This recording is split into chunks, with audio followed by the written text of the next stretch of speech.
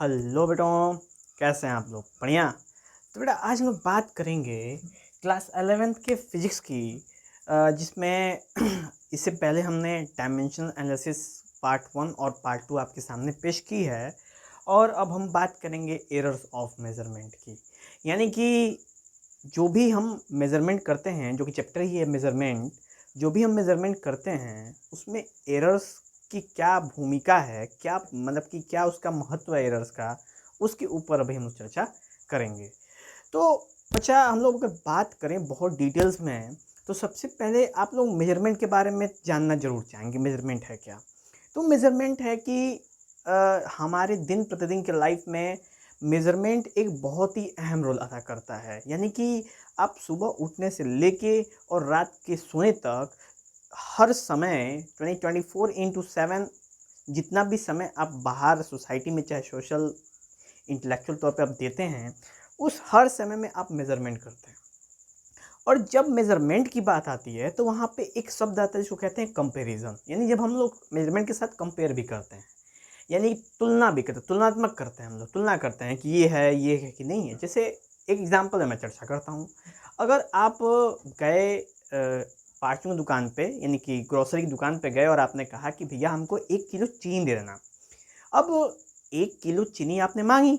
अब क्या किया बंदे ने कि अपना वेडिंग मशीन ऑन किया, और ऑन करने में अभी 00 नहीं लिखा, तभी उसने ला के ऊपर उसके रख दिया चीनी, और तुरंत कांटे ने उसके बढ़ के रखने के साथ ही दिखा दिया कि हाँ, 1000 ग्राम है, यानी 1 किलो है। तो जब आपने उसको उठाया तो आपको कुछ महसूस हुआ कि यार ये तो 1 केजी है नहीं। तो बेटा ये होती है तुलनात्मक, यानी यहाँ से कंपैरिजन शब्द निकलता है मेजरमेंट में। भाई बंदे ने मेजरमेंट करा, क्या किया, उसने 1 किलो चीनी तौला, लेकिन जब आपने उसको उठाया तो इससे पहले भी आप 1 किलो चीनी ला चुके हैं, और आपको ऐसा महसूस हुआ कि भाई इससे हुई है गलती, या ये चोरी कर रहा है, ये 1 किलो परफेक्ट नहीं दे रहा है। क्योंकि 1 किलो का मेज़रमेंट जब आपने उसको उठाया तो ऐसा एहसास हुआ कि पहले मैंने जब 1 किलो उठाया था तो कुछ और उसका वज़न महसूस होता था, और आज मैं ये 1 किलो उठा रहा हूँ तो कुछ और वज़न। तुरंत आपने कहा भैया इसको तौलो फिर से। तो बंदे ने जब पूरा 0-0 हो गया तब रखा तो देखा ये तो 900 ग्राम है। लो, जो 100 ग्राम का घपला हो गया। तो बेटा ये जो सीन है ना, टोटल मतलब कि ये जो सीन हुआ है यहाँ पे, पूरा ये जो मतलब नाटकीय संदर्भ क्रिएट हुआ है चारों तरफ, आपके वहाँ पे जाने पे और ये सब करने में, यहीं से मेजरमेंट का सिस्टम बनता है बेटा।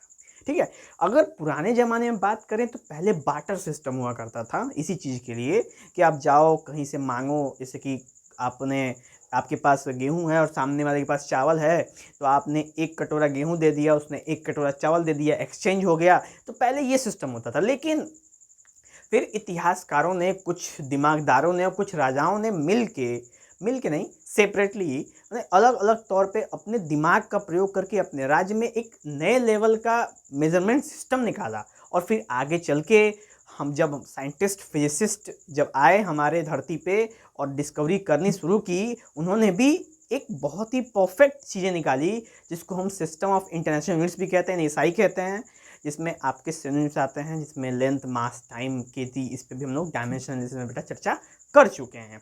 तो ये जो सीन्स थे टोटल, यही जिसको एसआई माना गया है, उसके लिए कुछ एक बहुत ही परफेक्टली ऐसा बनाया गया है व्यवस्था, कि जिससे हम एक्यूरेटली मेज़र कर सकें। एकदम एक्यूरेट तो नहीं कर सकते, मतलब कि 1000 ग्राम का मतलब बेटा 1000 ग्राम नहीं, इतना भी एक्यूरेट नहीं कर सकते। इसमें भी चर्चा करेंगे क्यों नहीं कर सकते। लेकिन हम उसके बहुत ही नज़दीक पहुंचते हैं, बहुत नज़दीक पहुंचते हैं, इतने नज़दीक पहुंच जाते हैं कि बस डेसिमल्स का फ़र्क रह जाता है। तो ये सेंस थे मेजरमेंट्स के। अब जब भी आप मेजरमेंट करोगे तो भाई कोई ना कोई डिवाइसेस होगी। जैसे अगर आपको कपड़ा नापना है तो लेंथ वाला मीटर होगा, मीटर टेप होगा। अगर आपको कुछ वजन नापना है तो आपके पास बाटिंग मशीन होगी, वेटिंग मशीन होगी, और आपका बटखरा वाला होगा, ऐसे तौलने में जैसे ऐसे ऐसे ऐसे करके तौलते हैं, वो वाली होगी आपके सामने। या फिर आप सुनार के यहाँ गए तो उसके पास भी एक वेटिंग मशीन होगी, जो कहते हैं फिजिकल बैलेंस भी कह सकते हैं। तो सुनार सब भी इलेक्ट्रॉनिक वाले तराजू का प्रयोग कर रहे हैं सब, वो अलग बात है, क्योंकि सोने के केस में बहुत क्रिटिकल बात होती है बच्चों। ठीक है। तो इसलिए उस पर ध्यान देना पड़ता है, समझ सकते हैं हम लोग। लेकिन इस सब पूरे मामले में अगर आप बहुत गौर करो तो आपको क्या पता चलता है? क्या आपको लगता है कि ये सब जो हो रहा है वो मतलब कि कुछ ज़्यादा हो रहा है कि कुछ कम हो रहा है, कुछ समझ में नहीं आ रहा, दिमाग दही हो रहा है, ये भी हो सकता है।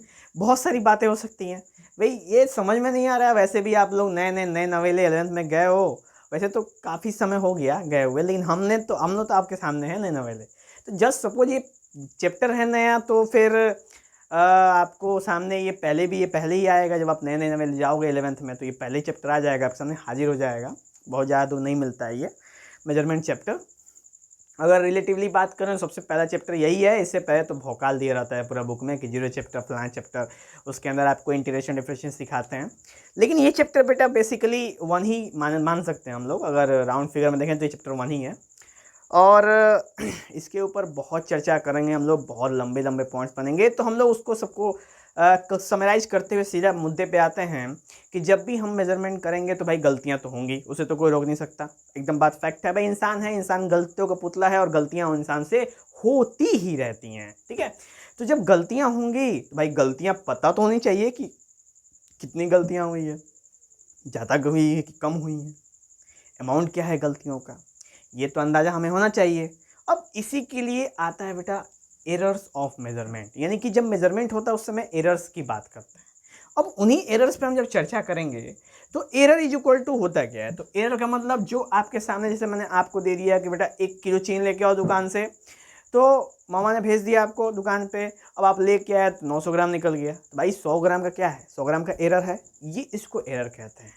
या फिर आपको कपड़े नापने के लिए दिया गया कि आप नाप लो कपड़े, तो कपड़ा नाप रहे थे आप 1 मीटर का, और 1 मीटर के कपड़े नापते नापते आपने 90 सेंटीमीटर ही नाप दिया। लो, इंची टेप 1 मीटर का है, आपने कहा अच्छा भाई। तो ये एरर्स होते हैं। तो इस तरह के एरर्स आपके सामने दिखते रहेंगे, इसमें दो राय नहीं है, ठीक है।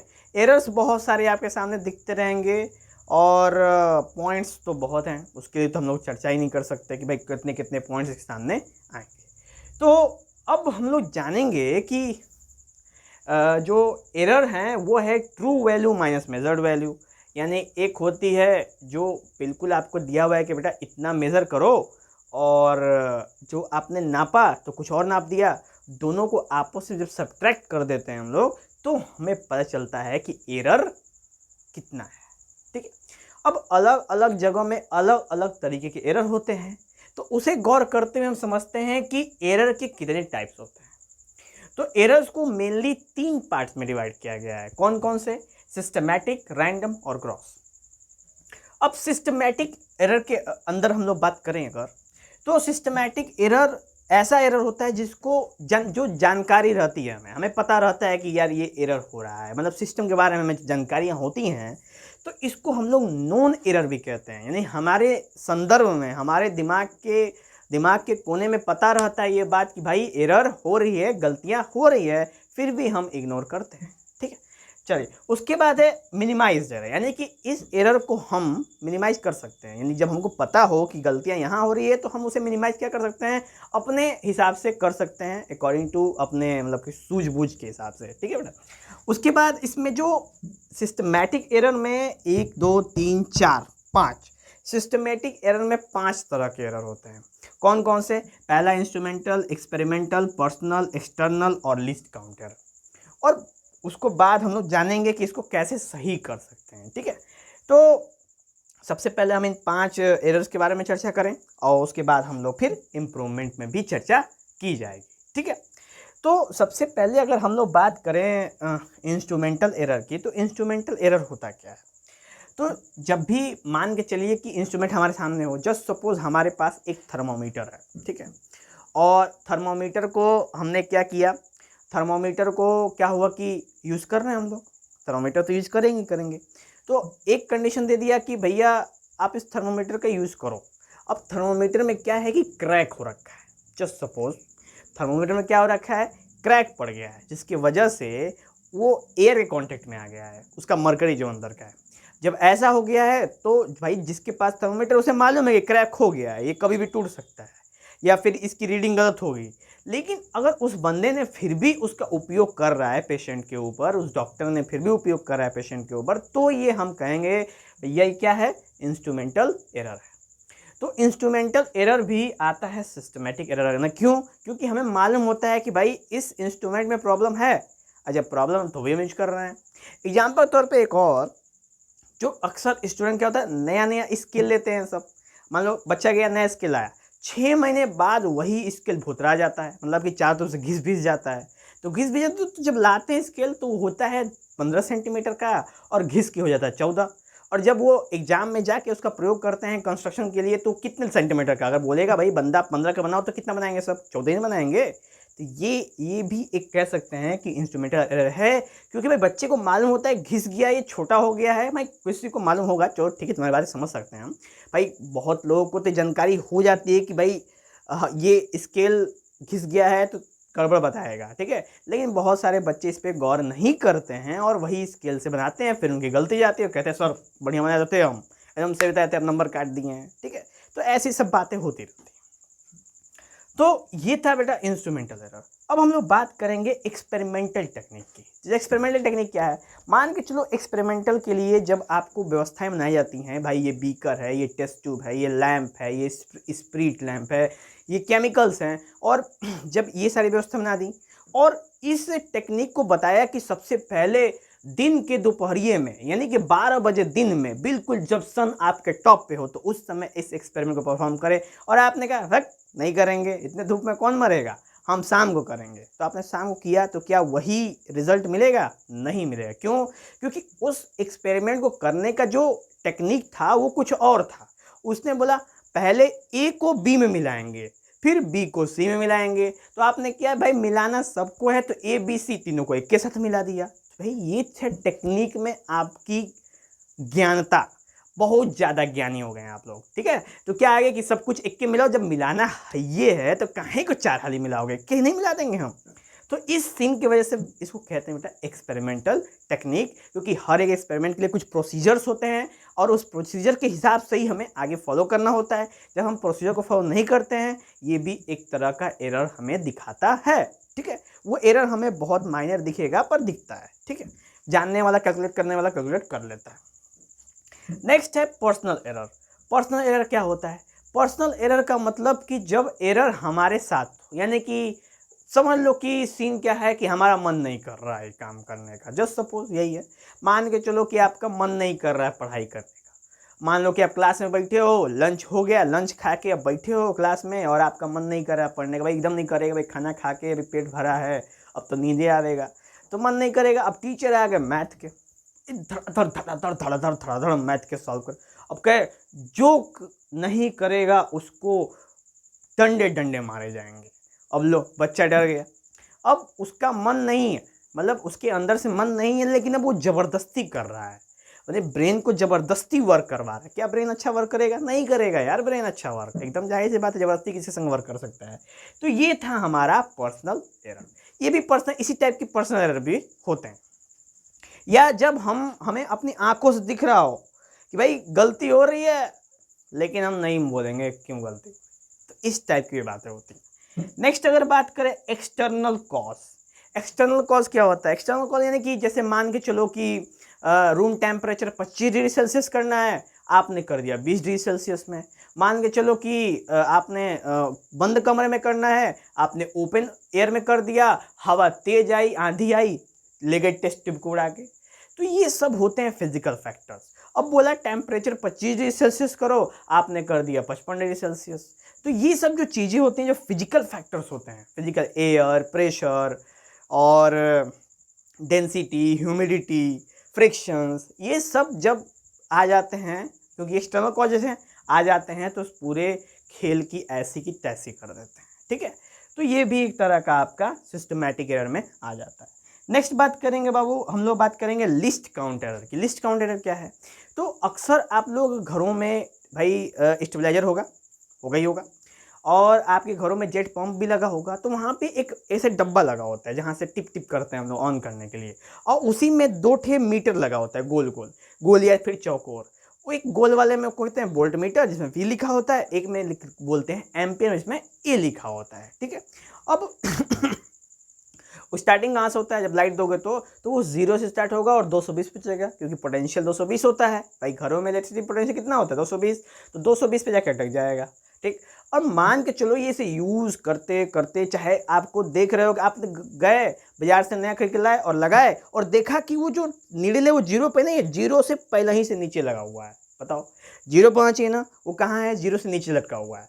जब तुम करोगे, मतलब जब तुम ऑन करोगे तो क्या वो 220 देगा, नहीं देगा, 220 से पहले ही अटक जाएगा। क्यों, क्योंकि वो 0 से स्टार्ट ही नहीं हुआ है, वो 0 से पहले से स्टार्ट हो गया। कैसे 220 देगा, एकदम नहीं देगा 220, ठीक है। तो इस तरह के एरर्स जो होते हैं इसको बोलते हैं लिस्ट काउंट एरर, यानी होने चाहिए 0 पर चला गया 0 से कम, आना चाहिए था 0 पे, या तो 0 से अधिक, या तो 0 से कम, या 0 से अधिक, यानी जो बताना चाहिए वो एक्यूरेट हमें नहीं बताते हैं, इसलिए उसको बोलते हैं हम लोग लिस्ट काउंट एरर। तो बेटा ये थे सिस्टमैटिक एरर्स के कुछ एरर्स, बहुत ही कॉमन एरर्स जो आप अपने आसपास देख सकते हो। बस आपने उसको नाम नहीं मालूम था, मैंने आपको स्पेसिफाई करके नाम बता दिया कि बेटा ये सब तरह के एरर होते हैं, ठीक है। तो ये थे बेटा बहुत ही इंपॉर्टेंट एरर जो आपके आसपास हो रहे थे। उसके बाद इम्प्रूवमेंट, इसको इम्प्रूव कैसे कर सकते हैं। तो इम्प्रूवमेंट करने का मैंने शुरू में बताया कि ये नोन होते हैं, हमें पता होते हैं कि क्या हो रहे हैं। तो अगर हम अपने प्रोसीजर्स को, अपने स्टेप्स को, अपने कंडीशंस को अगर अच्छे से फॉलो करेंगे, बिल्कुल एकदम टाइमलाइन के साथ फॉलो करेंगे, बिल्कुल जो भी प्रिकॉशंस दिए हैं उन सबको कवर करके फॉलो करेंगे, थोड़ा ध्यान लगाएंगे, जब मन करेगा तब उसको सॉल्व करेंगे, मतलब कि प्रैक्टिकल करेंगे, तो उस केस में हमारा ये एरर मिनिमाइज हो सकता है और हमें एक्यूरेट वैल्यू मिलने के चांस ज़्यादा बढ़ जाते हैं बेटा, ठीक है। तो ये था बेटा हमारा सिस्टमैटिक एरर का कंडीशन। नेक्स्ट चर्चा करते हैं इसका second part, random error. Random error क्या होता है, तो रैंडम एरर को बेटा Gauss law of distribution error भी कहते हैं, यानी गॉस लॉ ऑफ डिस्ट्रीब्यूशन, यानी कि गॉस ने भी इस बारे में रैंडम एरर के बारे में बताया था। इसमें क्या होता है, अनप्रिडिक्टेबल वेरिएशन, यानी कि हम प्रिडिक्ट नहीं कर सकते, हमको पता नहीं होता कितना इसके अंदर होगा। मान लो कि हमने कुछ किया, मतलब कि एक मशीन है, मशीन पे जब हम लोग ने वर्क कर रहे थे तो वो उस समय 1 घंटे लेट चल रही थी, और जब हमने बंद करके फिर चालू किया तो ऊपर चला के 3 घंटे लेट चलने लगी। अब जब हमने फिर करके फिर चालू किया, क्या पता फास्ट चलने लगी, स्लो चलने लगी, फास्ट काम कर रही है, स्लो काम कर रही है। तो इस तरह के जो एरर्स होते हैं बेटा, जो रैंडम एरर होता है ना, फिक्स नहीं है कि किस तरह के एरर हो सकते हैं, ज़्यादा भी हो सकते हैं, कम भी हो सकते हैं, सही भी हो सकते हैं, गलबल भी हो सकते हैं, मतलब कुछ भी हो सकते हैं, मतलब रैंडम मतलब हमको फिक्स नहीं है, ठीक है। तो इस तरह के बोलते हैं अनप्रेडिक्टेबल वेरिएशन, और ये होता है एक्सपेरिमेंटल कंडीशन बेटा, ठीक है। ये जो इंपॉर्टेंट है, ये एक्सपेरिमेंटल कंडीशन सबसे इंपॉर्टेंट है, जैसे जिसमें हमने चर्चा करी थी एक्सपेरिमेंटल टेक्निक में कंडीशन, यानी कि अगर आपको कोई एक्सपेरिमेंट करने को बोलेगा कि सबसे पहले वातावरण एकदम स्वच्छ होना चाहिए, या फिर आपको वैक्यूम में ये एक्सपेरिमेंट करना है, और आप वैक्यूम में एक्सपेरिमेंट नहीं कर रहे हो, आप ओपन एयर में कर रहे हो, तो गारंटी बता रहा हूँ कि वो एरर हमेशा रैंडम होगा। मान के चलो कि कभी हवा की स्पीड 10 मीटर पर सेकेंड है तो आपको वैल्यू मिल गई 3.33, और हवा की स्पीड 50 मीटर पर सेकेंड हो गई तो आपको वैल्यू मिलेगी 5.44। अब लो प्रॉब्लम है ना, तो क्या हमेशा सेम वैल्यू मिलेगी आपको? कब मिलेगी सेम वैल्यू? जब आप उसको वैक्यूम में करते, लेकिन आप वैक्यूम में नहीं एक्सपेरिमेंट को परफॉर्म कर रहे हो, इस वजह से वो बाहर के वरने एक्सटर्नल कंडीशन की वजह से वो हमेशा बार बार अलग अलग वैल्यू आती है। तो ये था बेटा आपका रैंडम एरर, एक्सपेरिमेंटल कंडीशन से होता है, ठीक है। अब इसको दूर कैसे करेंगे, मिनिमाइज कैसे करेंगे, क्योंकि ये हमें पता नहीं था कितना एरर होगा मिनिमाइज। तो हम करते क्या ना बेटा, इसको जैसे कि 10 बार परफॉर्म करते हैं, मतलब किसी जगह में 10 बार परफॉर्म करेंगे और उन सब का एवरेज निकाल देंगे। मान लो कोई 10 ठे वैल्यू आ गई, उसी एक्सपेरिमेंट को 10 बार किया, 10 ठे वैल्यू आई और उन 10 का एवरेज निकाल दिया, तो हम कह सकते हैं भाई ये वैल्यू बिल्कुल एक्यूरेट हो सकती है। तो ये तरीका है आपका रैंडम एरर का वैल्यू को बिल्कुल एक्यूरेटली प्रिसाइज करना, ठीक है। तो ये तरीका था बेटा आपको रैंडम एरर का। और तीसरा जो इसका है वो है ग्रॉस में क्या होता है, शेयर केयरलेसनेस। ये क्या होता है बेटा, ये होता है ना जो बंदा है वो ऑब्जर्वर बोकस है, एकदम बकलोल जिसको कहते हैं, मतलब उसको तनकियो इंटरेस्ट नहीं है कि क्या हो रहा है, मतलब हो रहा है हो लेने दो, चल रहा है चल लेने दो। गए दुकान पे, कहे भैया 1 किलो मिठाई दे देना, मिठाई में उसने 10 मतलब कि 1 मिठाई कम दिया, कोई फर्क नहीं पड़ता, देख रहे हैं मीटर, नहीं बोलेंगे जा क्या कर लोगे। पाऊ साहब हैं, नवाब हैं कहीं के, बताओ कौन जी का नवाब हैं? तुमको एक मिठाई कम दे रहा है यार, क्यों नवाब हो तुम? वहाँ पे बोलो कि एक मिठाई कम है। वैसे कम करते नहीं है सब, लेकिन आप एक बात को, ऐसा हो गया तो हो गया, तो क्यों क्यों नहीं बोलोगे? तो नवाबी नहीं करना बेटा, वही चीज़ नवाबी की बात है, शेयर केयरलेसनेस। हमने हम देख रहे हैं कि ये हो रहा है, और अलाहादी के एकदम मतलब कि महाराजा हैं अलाहादी के, एकदम आलसपन, नहीं करेंगे, एकदम नहीं करेंगे, पुष्पा बनेंगे। बताओ पुष्पा बनोगे बेटा, एग्जाम में फायर हो जाओगे एकदम, ठीक है? और फायर तुम नहीं करोगे, वो कोई और करेगा, आप फायर और फ्लावर दोनों मिलके इसी से करने लगोगे, ठीक है? ध्यान देना। तो ऑब्जर्वर की ऊपर डिपेंड है, ऑब्जर्वर अगर एक्टिव रहेगा तो एरर होने के चांस कम है, और वही एक्टिव ऑब्जर्वर रहेगा तो एरर होने के चांस हमारे बहुत ही कम है। तो ये थे बेटा हमारे सामने एरर और उनके टाइप्स। अब हम कुछ इनसे रिलेटेड और भी चर्चा करेंगे बेटा अभी इसके बाद, जिसका नाम है हमारा, हमने इसके बाद बेटा ये कई सारे पॉइंट लिखे हैं, तो हमने बस इतने की चर्चा करी है, ठीक है? ये हो गया हमारा कंप्लीट। अब हम इधर के सर भाएंगे, जिसमें मैंने अभी एवरेज मिन की बात करी थी ना, कि हम इसमें एवरेज मिन निकाल देंगे तो हमारी वैल्यू आ जाती है, उसी के लिए वेरिएशन के लिए बेटा यहाँ पे हमने ये वैल्यू लिखी है। इसके बारे में हम लोग डिटेल में डिस्कशन करेंगे और एक एग्जाम्पल भी लगाएंगे। तो बेटा हम बात करेंगे अब इस वाले साइड की, जो कि एक इम्पॉर्टेंट रोल अदा करेगा आपके लिए, कि एरर्स को समझने में और उसके कैलकुलेशंस में बहुत अहम रोल अदा करेगा। ध्यान देंगे हम लोग सबसे पहले एब्सोल्यूट एरर। एब्सोल्यूट एरर से पहले सबसे बेटा मीन वैल्यू कैसे निकालते हैं? तो मीन वैल्यू बताता हूँ, फॉर्मूला होता है मीन वैल्यू। अगर आपको निकालना है बेटा मीन वैल्यू, ठीक है, तो क्या करना पड़ेगा, जितना भी नंबर दिया हुआ है x1 plus x2 plus x3 plus x4 plus dot dot dot dot, जितने भी दिए हुए हैं उनको, जितने दिए हुए हैं उनसे क्या कर देंगे बेटा, डिवाइड कर देंगे। तो मान लो कि यहाँ पे 4 ठे हैं, ठीक है, तो ये कितने से कर देंगे, 4 से डिवाइड कर देंगे। 8 को रहेगा 8 से कर देंगे, 10 को रहेगा 10 से कर देंगे, 50 को रहेगा 50 से कर देंगे, कोई इशू नहीं है बेटा, ठीक है? हम अलग कितने भी नंबर हों, अगर हमको मीन निकालना है तो सबको ऐड करके हम जितने भी नंबर ऑफ क्वांटिटी मौजूद हैं उनसे डिवाइड कर देंगे, तो हमको मीन वैल्यू ऑब्जर्व हो जाएगी, ठीक है? तो ये था तरीका बेटा मीन वैल्यू को निकालने का। अभी अगर हम बात करें आपको, ठीक है, अभी अगर हम चर्चा करें किस पे, मीन वैल्यू के बाद एब्सोल्यूट एरर। तो एब्सोल्यूट एरर क्या होता है?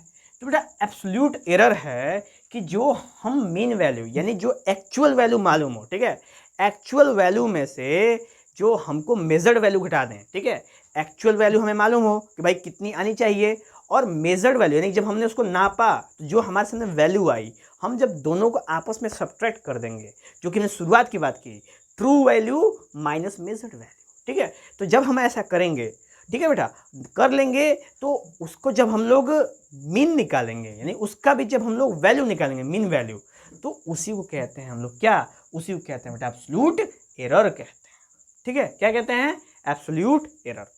नेक्स्ट चर्चा करते हैं हम लोग, ये है मीन एब्सोल्यूट एरर, यानी ये है एब्सोल्यूट एरर सिंपल, और ये है मीन एब्सोल्यूट एरर, यानी सबका मतलब जो एरर आए हैं उनका मीन कर दो। यानी जब आप इसको करोगे तो क्या आएगा बेटा, एरर पता चलेंगे भाई, true value minus measured value, तो वो निकल जाएगा। लेकिन जब आप इसका मीन एब्सोल्यूट करोगे तो उन सबका मीन भी साथ निकालोगे, तो हम कह सकते हैं बेटा कि these two formula are closely similar, मतलब कि एक दूसरे काफ़ी नज़दीकी प्रभाव से हैं।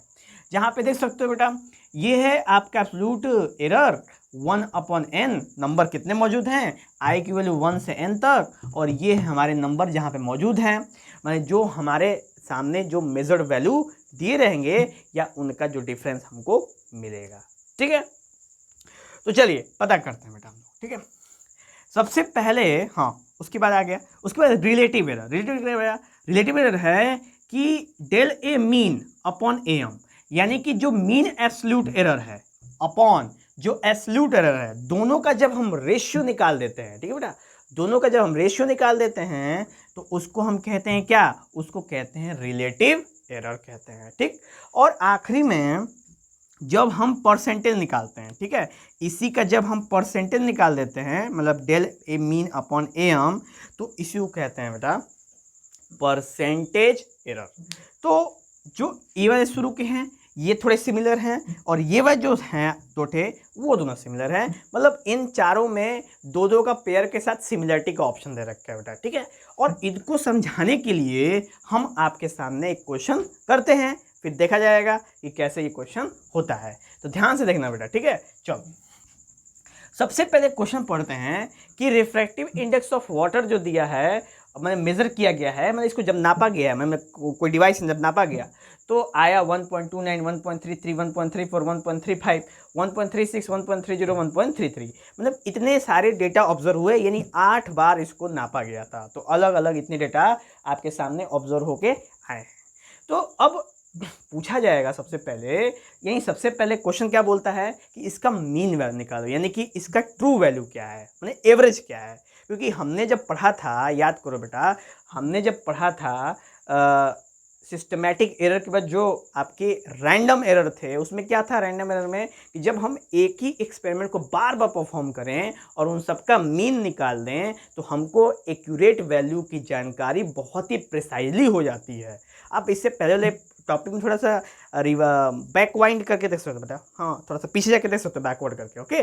वहाँ पे मैंने ये बात बोली है, तो वहीं से हम ये बात लेते हैं और यहाँ पे निकालते हैं 1.29 plus 1.33 plus 1.34 plus 1.35 plus 1.36 plus 1.30 plus 1.33।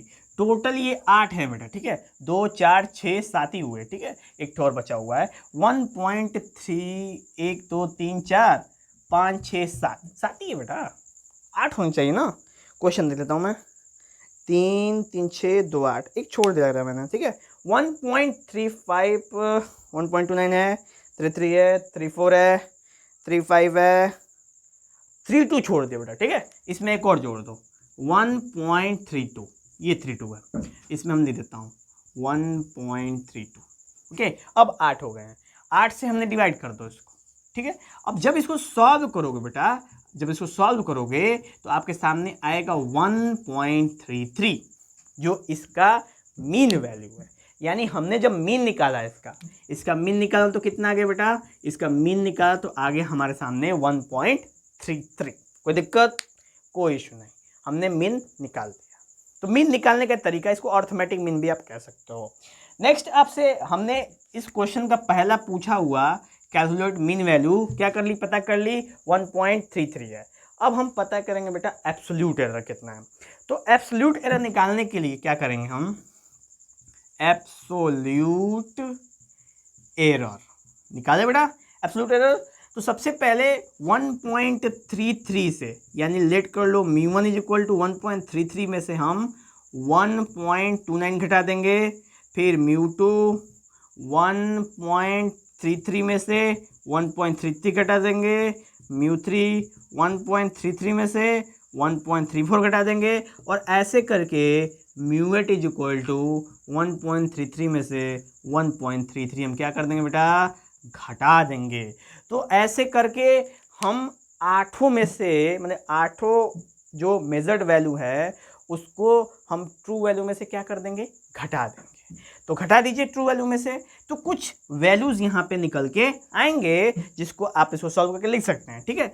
तो इसमें क्या आएगा बेटा 29 4 33, यानी ये जाएगा 0.04, यहाँ पे जाएगा 0, यहाँ पे हो जाएगा आपका माइनस 0.01, यहाँ पे हो जाएगा 0, और बीच में जो आप सॉल्व करोगे ना, 4 ही तो निकाला ना मैंने, तो 4 तक हमने निकाला, 5वां करोगे बेटा तो ये आ जाएगा आपका माइनस 0.02, छठा निकालोगे बेटा आ जाएगा आपका माइनस 0.03, और 7 निकालोगे तो आ जाएगा आपका 0.03। 30 है ना, आ गया। और उसके बाद 1 2 3, 1 2 3 हो गया था, ये 35 वाला है, ये 36 वाला है, ये 37 वाला है, इसमें कुछ छूट रहा है बेटा, ठीक है। तो आप इसको सेपरेट जब लगाओगे कितने आ रहे हैं, 1 2 3 4 5 6 7 आ रहे हैं, एक कम हो रहा है, ठीक है, 1.32 वाला बेटा, ठीक है, 1.32 वाला तो ये यहाँ तक μ7 और μ8 जब निकालोगे तो 1.33 माइनस 1.32, जिसको आप 0.01 लिख सकते हो। अब ये आपके सामने बेटा ये सारे एब्सोल्यूट एरर्स की वैल्यू हैं। अब जब एब्सोल्यूट एरर आपके सामने आ गया, तुम क्या करेंगे, हम निकालेंगे मीन एब्सोल्यूट एरर। क्यों निकालेंगे? सबसे अच्छा सवाल ये बनता है क्योंकि जब हमको रिलेटिव एरर निकालना रहेगा ना बेटा, तो हमको एब्सोल्यूट मीन एब्सोल्यूट मालूम होना चाहिए, क्योंकि नहीं मालूम हुआ तो हम रेशियो कैसे निकालेंगे। ठीक है, तो हम इनका फिर से क्या करते हैं, मीन एब्सोल्यूट एरर निकालने की कोशिश करते हैं। तो जब आप इनको सबको सम कर दोगे, आप फिर किससे डिवाइड कर दोगे बेटा, 8 से। तो डिवाइड कर देंगे तो आपके सामने वैल्यू आ जाएगी बेटा कितनी, 0.02। कितनी आ गई इसकी वैल्यू आई 0.02। यानी आपने इन सबको सम करके 8 से क्या कर दिया है बेटा, डिवाइड कर दिया। यानी μ1 plus μ2 plus dot dot dot dot μ8 सबको जोड़ दिया और आपने डिवाइड कर दिया। तो आपने क्या निकाल लिया, आपने निकाल लिया मीन एब्सोल्यूट एरर। तो एब्सोल्यूट एरर के लिए ये वाला हमारा आंसर था, एब्सोल्यूट एरर आ गया। मीन वैल्यू यानी कि हमने एब्सोल्यूट एरर निकाल दिया, मीन वैल्यू आप ऊपर देख सकते हो जो निकाल दिया। अब बात करते हैं हम रिलेटिव एरर की। रिलेटिव एरर क्या बोलता है, रिलेटिव बोलता है कि del a mean upon a m. तो डेल ए मीन कितना है बेटा, डेल ए मीन है, गौर करो कितनी है, 0.02 है। हाँ 0.02 है, 0.02। और ए एम कितना है, ए एम वैल्यू कितनी आई थी, याद करो 1.33। कितनी आई बेटा, 1.33। और जब आप इसको सॉल्व कर दोगे, कैलकुलेट करोगे, कैलकुलेशन कर सकते हो, तो इसकी वैल्यू आएगी आपके सामने, आएगी आपकी 0.015। कितनी आ जाएगी बेटा, हाँ इसकी वैल्यू आ जाएगी बेटा आपको सामने जी प्लस माइनस 0.02। बताइए, जो वैल्यू ऊपर आ रही थी, मतलब कि जो सिंगल एब्सोल्यूट एरर की वैल्यू आ रही थी, और जो वैल्यू नीचे आ रही है, दोनों के दोनों क्या है, लगभग क्या सेम ही है। ठीक है, सेम निकल गए। तो ये वाली हमने निकाल दी बेटा रिलेटिव एरर। तो रिलेटिव एरर कितनी आई, 0.02। ठीक है, एब्सोल्यूट एरर कितनी आई आपके सामने देख सकते हो, जिसमें 1.33 है। उसके बाद मीन वैल्यू कितनी आई, 1.33 यहाँ पे देख सकते हो। और उसके बाद परसेंटेज एरर बेटा, तो सिंपल कुछ नहीं करना है। ठीक है, क्या करना है, इसी में आपको मल्टीप्लाई कर देना है 100 का। ठीक है, तो अभी क्या है, रिलेटिव एरर में आपके सामने देख सकते हो कि इसमें सॉल्व करने में एक और चीज़ जो आई है वो है 0.015, जिसकी वैल्यू प्लस माइनस 0.02 के बराबर है। ठीक है बेटा, ये बराबर है।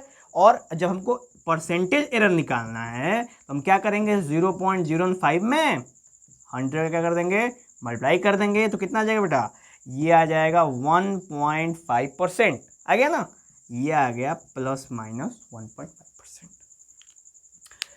तो बेटा थोड़ा सा तो प्रॉब्लमेटिक है। ठीक है, थोड़ा सा समझने में आपको दिक्कत सी महसूस होगी, लेकिन आप एक बार देखने के बाद थोड़ी सी बुक पढ़ेंगे, और नहीं बुक पढ़ेंगे कोई दिक्कत नहीं, मत पढ़िएगा, फिर से एक बार इसको स्लो में देखिएगा, थोड़ा सा समझ के देखिएगा, तुरंत नहीं, एक आध दिन का गैप दे के देखिएगा, ताकि आपको ये चीज़ें समझ में आ सके। ठीक है, तो तब जाके आपको बेटा समझ में आएगा रिफ्रैक्टिव इंडेक्स ऑफ वाटर, और यहाँ पे मीन वैल्यू हमने कैसे निकाली, एब्सोल्यूट एरर कैसे निकाली, रिलेटिव एरर कैसे निकाली। ठीक है, रिलेटिव एरर कैसे निकाली, और फिर परसेंटेज एरर कैसे निकाली। ठीक है बेटा, ये आ गया रिलेटिव एरर और ये परसेंटेज एरर। समझ में आया बेटा आपको, कोई दिक्कत? तो ये थी बेटा सीन्स जो आपके सामने आ गए, रिलेटिव एरर और परसेंटेज एरर्स के। ठीक है, और ये क्वेश्चन से हमने ये सारे पॉइंट्स को क्या कर दिया बेटा, आपके लिए कवर कर दिया। अब बचते हैं कॉम्बिनेशन ऑफ एरर। तो कॉम्बिनेशन ऑफ एरर पर चर्चा कर लेते हैं बेटा। ठीक है, चलो इसको मिटा देता हूँ बेटा। ठीक है, इसको लिख लेना, नोट्स में बना लेना, सही रहेगा।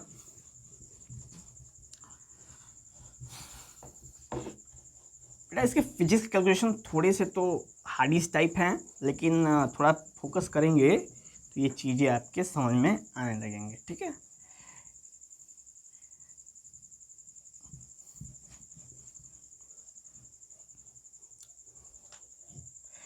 बेटा अब आते हैं हम लोग कॉम्बिनेशन ऑफ एरर्स में। तो कॉम्बिनेशन ऑफ एरर में जब मान चलिए एरर है तो एरर का सम कैसे निकालेंगे, एरर का डिफरेंस कैसे निकालेंगे, मल्टीपल कैसे निकालेंगे और क्वोशिएंट कैसे निकालेंगे।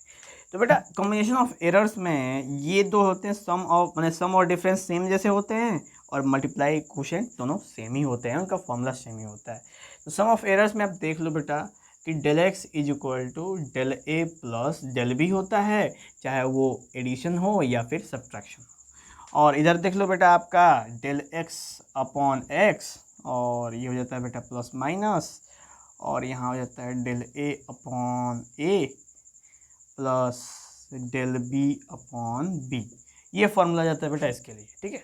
अब एक सिंपल सा क्वेश्चन लेते हैं, लेट कर लो बेटा कोई ए वैल्यू है, ए इज इक्वल टू आपका है 3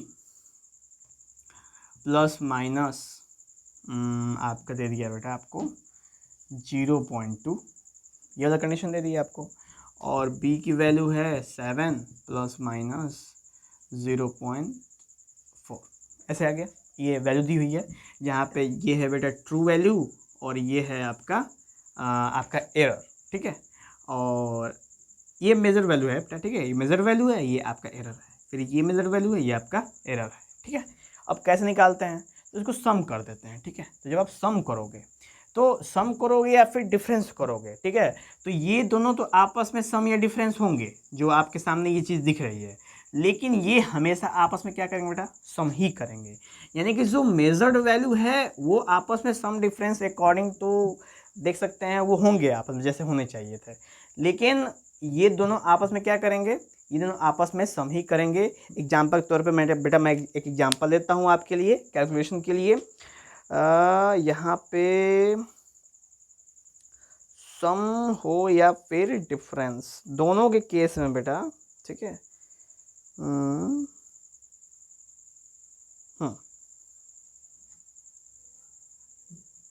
ठीक, तो सबसे पहले बेटा हम सम की बात करते हैं, यानी कि प्लस वाले की बात करेंगे। तो प्लस वाले में बेटा a प्लस बी, यही होता है ना, जोड़ेंगे तो क्या हो जाएगा, ये हो जाएगा 3 प्लस माइनस 0.2, और ये हो जाएगा बेटा आपको बीच में हो जाएगा प्लस 7 प्लस माइनस 0.4। तो ये आपकी जो मेजर्ड वैल्यू है ये दोनों आपस में सम है ना, तो 7 3 कितने जाएंगे 10, और प्लस माइनस 0.2 और 0.4 जोड़ेंगे बेटा हो जाएगा 0.6। तो ये है बेटा, और इसको हम परसेंटेज में डिनोट करते हैं, तो ये हो जाएगा आपका a प्लस बी का सम, ठीक है। तो आप ऊपर जो फॉर्मूला दिया हुआ है डेल एक्स वाला, वो क्या बताता है, वो बताता है कि हमें एरर को क्या करना है, आपस में सम करना होता है, चाहे वो सब्ट्रैक्शन केस हो चाहे आपका एडिशन केस हो। इसी तरीके से बेटा a प्लस बी आ गया, अब a माइनस बी कर दो, तो a माइनस बी में 3 प्लस माइनस 0.2, और बेटा ये हो जाएगा -7 प्लस माइनस 0.4। जब ऐसा हो जाता है तो ये क्या हो जाएगा बेटा, ये हो जाएगा आपका 3 में से 7 गया तो जगह -4 प्लस माइनस 0.6%। तो बेटा एक चीज़ गौर करो आप कि दोनों के केस में चाहे आप एडिशन करो या फिर सब्ट्रैक्शन करो, इन दोनों केस में आपकी मेजर्ड वैल्यू में चेंजिंग हो रही है, यानी एक बार जोड़ने पर 10 आ गया, एक बार -4 आ गया, लेकिन आप एरर देखो, एरर दोनों सेम है। और बेटा इसी को कहते हैं कॉम्बिनेशन ऑफ एरर, यानी जब एरर को आपस में लोग सम करते हैं यानी कि ऐड करते हैं। तो चाहे एडिशन कंडीशन हो या सब्ट्रैक्शन कंडीशन हो, उनके मेजर्ड वैल्यू में तो भाई ऐड और सब्ट्रैक्ट होगा, लेकिन उसके एरर में हमेशा सम ही होगा। बेटा कहते हैं आपके मल्टीप्लिकेशन डिवीजन कंडीशन में कि कैसे उसमें एरर का सम मतलब कि एरर का मल्टीप्लिकेशन कैसे होता है। तो हमें यहाँ पे दे बेटा, यहाँ पे है डेल एक्स और यहाँ पे एक्स, तो आप देख लो यहाँ पे कैसे इसको हमने यहाँ पे रखना है। तो ये मेजर्ड वैल्यू और ये एरर, जो इतना एरर आया है बेटा, तो रखेंगे जब हम इसके अंदर, तो ये जो बेटा डेल एक्स अपॉन एक्स की वैल्यू कितनी है, तो एक्स की वैल्यू कितनी होगी बेटा, तो x की वैल्यू होगी इन दोनों का आपका एलसीएम ले लो, ठीक है। तो हम लोग अभी a और b जितना होगा, यानी कि a इंटू बी की वैल्यू क्या होगी बेटा, x की क्या होगी, बराबर होगी। देख लेते हैं कितनी होती है a और b की वैल्यू। तो del x by x is equal to, वैसे छोड़ दो बेटा x, ठीक है, प्लस माइनस डेल ए कितना है, डेल है 0.3, ठीक है, और अपॉन नीचे कितना है बेटा 4, फिर प्लस डेल वी कितना है 0.6 अपॉन कितना हो जाएगा बेटा 8। इसको सॉल्व करेंगे तो प्लस माइनस हो जाएगा बेटा, इसमें हो जाएगा एलसीएम हो जाएगा 8, दोनों को सम लेंगे और ये हो जाएगा 0.6 प्लस 0.6 और ये हो जाएगा बेटा आपका del x by x. Condition हो गया यहाँ पे, ठीक है। अब नेक्स्ट आप देखोगे बेटा तो del x upon x is equal to plus minus 0.12 upon 8। अब डेल एक्स की वैल्यू कितनी होगी बेटा, plus minus 0.12 upon 8 into x, और एक्स की वैल्यू कितनी है, एक्स की वैल्यू होगी बेटा 8, क्योंकि ए और बी का मल्टीपल ही तो है वो। एक्स क्या है, ए और बी का तो मल्टीपल ही तो मल्टीपल करेंगे मतलब एलसीएम वाला मल्टीपल, ठीक है। यहाँ पे तो क्या हो जाएगा, यहाँ पे ये हो जाएगा बेटा आपका 8 से 8 कट जाएगा तो हमें मिला प्लस माइनस 0.12, यानी हमें मिला बेटा 0.12। ये है हमारा एरर का मल्टीपल, यानी कि ये है इन दोनों का बेटा मल्टीपल। तो चाहे वो आप डिवीजन हो या चाहे सब्ट्रैक्शन हो, केस कोई भी हो, उस केस में हमेशा इसका आपस में मल्टीपल ही होगा, क्योंकि फॉर्मूला दोनों की सेम है बेटा, ठीक है। करना वही है, चाहे वो मल्टीपल का जोड़ना हो एरर हो, चाहे डिवीजन का जोड़ना एरर हो, आपके सामने यही सीन आएगा और आप ऐसे जोड़ सकते हो। तो एरर कितना है बेटा डेल एक्स की वैल्यू, तो डेल एक्स की वैल्यू है 0.12। तो अब आपसे बोलेगा तो कि इसकी एक्चुअल वैल्यू कितनी है, तो इसका क्या हो जाएगा बेटा 8/4 का हमारा आया है वैल्यू कितनी 8 आ गया एरिया, अब प्लस माइनस 0.12। ये एरिया नहीं कर सकते बेटा, ठीक है, एरिया नहीं कह सकते हम लोग, क्योंकि एरिया का दूसरा सीन हो जाता है, मल्टीप्लाई करना होता है। तो हमने जो एक्चुअल एक्स की वैल्यू आई है, तो एक्स की वैल्यू 8 प्लस माइनस 0.12, ये है हमारे सामने बेटा कैसे हम लोग मल्टीपल करते हैं, ठीक है। और इसी तरीके का डिवीजन का भी ऑप्शन आता है, ठीक है। चलते हैं बेटा, हम लोग मिलेंगे नेक्स्ट वीडियो में बेटा, जिसमें हम लोग चर्चा करेंगे एक्यूरेसी और प्रिसीजन, और उसके बाद हम लोग सिग्निफिकेंट फिगर पर भी चर्चा करेंगे बेटा, क्योंकि वो भी ये सब पॉइंट्स बहुत ही इंपॉर्टेंट है, एकदम दिमाग को मेल्ट कर दिया जाता है, समझ में नहीं आता है कि हो क्या रहा है, ठीक है बेटा। लेकिन हम लोग बिना मेल्ट किए इसको सॉलिड फॉर्म में समझा जाएगा। चलते बेटा, जय हिंद।